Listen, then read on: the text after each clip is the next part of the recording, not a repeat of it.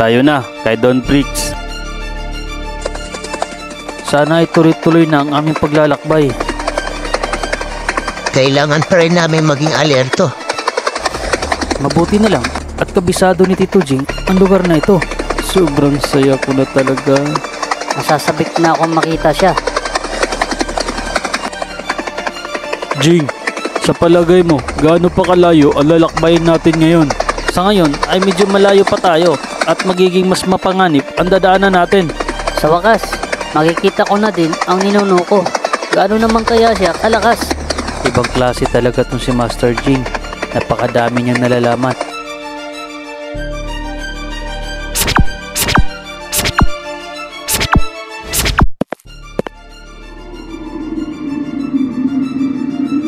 Sa ngayon, nakarating na tayo na kung saan nakatira ang mga dambuhalang halimaw. Ha! Grabe, ang laki naman ng halimaw na yan! Ha? Paano naging sobrang laki ang mga yan? Ha? Sobra naman ang kanilo. Laki. Ibang klase talaga mga nilalang ang mga nakatira dito. Kung ganon, dito natagpuan ni Master Jing ang mga alaga niya.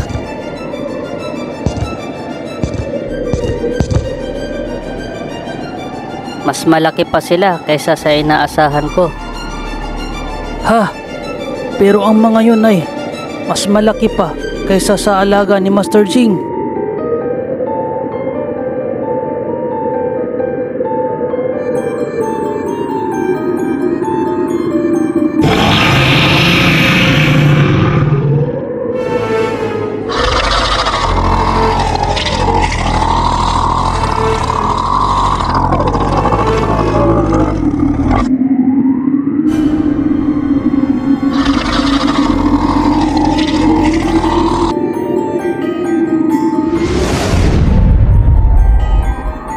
Yung mga halimaw na yan, huwag kayong mag-alala. Madali lang tayo makakatawid sa mga halimaw na yan.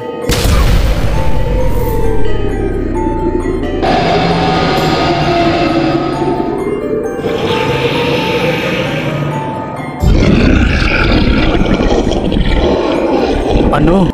Sa laki ng mga yan, pag naapakan kami, siguradong tapos na. Pahamak ka talaga, Jing. Gusto mo subukan ang bilis namin sa mga halimaw na yan? Kanina masaya, pero ngayon parang hindi na yata maganda to. Kaya naman mas bilisan pa natin ang pagtakbo.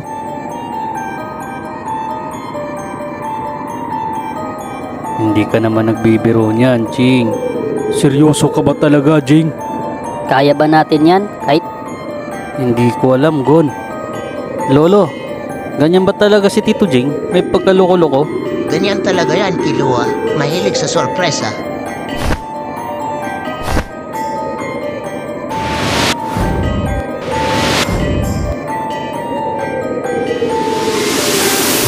Kailangan namin mag-ingat. Alam ko mas magiging delikado ang pagdating namin doon. Seryoso talaga ang taong ito na tumakbo kami sa ilalim ng mga halimaw na yan. Sa ngayon hindi ko pa din alam kung ano ang naghihintay sa amin doon, pero tiyak na mas mapanganib ito.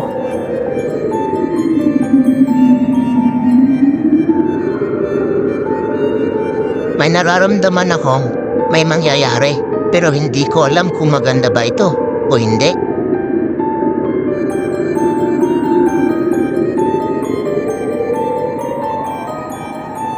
hanggang ngayon nasasabik pa rin talaga ako kung ano talaga ang meron sa lugar na ito. Jing, seryoso ka nga talaga.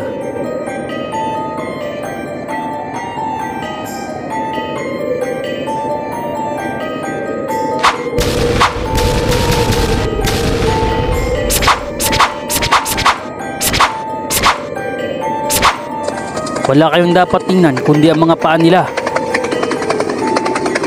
Nakakatakot naman. Parang gusto ko nang gamitin ang Godspeed. Napansin ko lang kay Gon. May kakaiba talaga sa kanya simula nung pagdating namin dito. Ngayon lang ako tumakbo ng ganito kabilis. Sira ka talaga, Jing.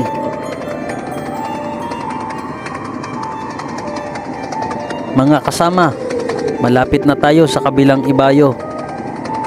Oo nga, nakikita ko na. Nasasabik na ulit ako.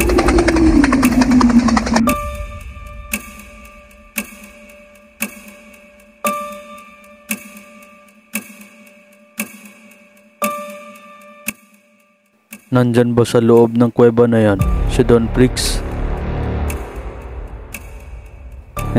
Hindi pa dyan. Pero may nararamdaman akong hindi maganda. Ngayon naman, seryoso ka na, Jing.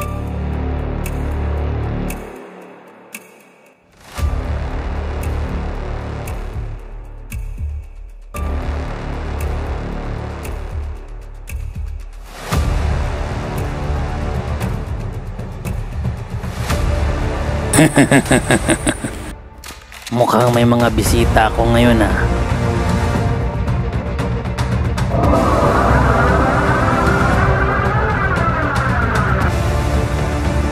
Sigurado ka ba talaga, Jing? Maganda kayo.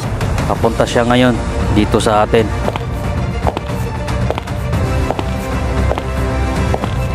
Wala akong nararamdaman, Gon. Ako din, Killua. Magtiwala na lang tayo kay Jing. Maging ako, hindi ko nararamdaman kung hindi si Don Prix. Halimaw.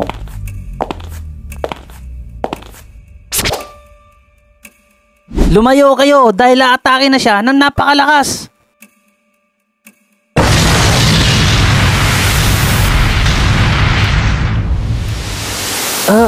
Ano yun? Ano ang nangyayari?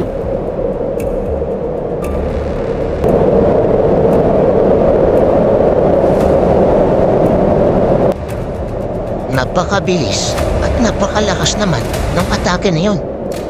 Ha! Mukhang magandang sorpresa ito ngayon sa inyo, Silva, Ginoong Zeno at Killua.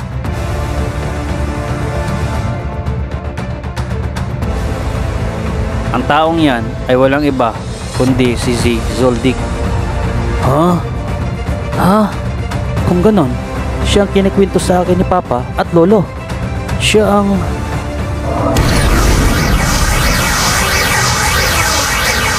napakalakas na aura. Mukhang naliligaw yata kayo sa lugar na to, mga bata. Malakas ang isang ito.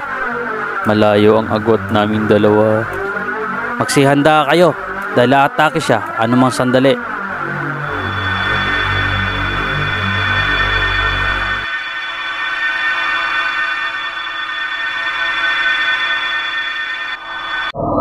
Pasensya na, pero hanggang dito na lang kayo, mga bata. Hindi ko na kayo hahayaan na lumampas pa sa lugar na ito. Mga boss, baka pwede naman pakisuporta sa ating channel. Pakisubscribe naman dyan. Salamat.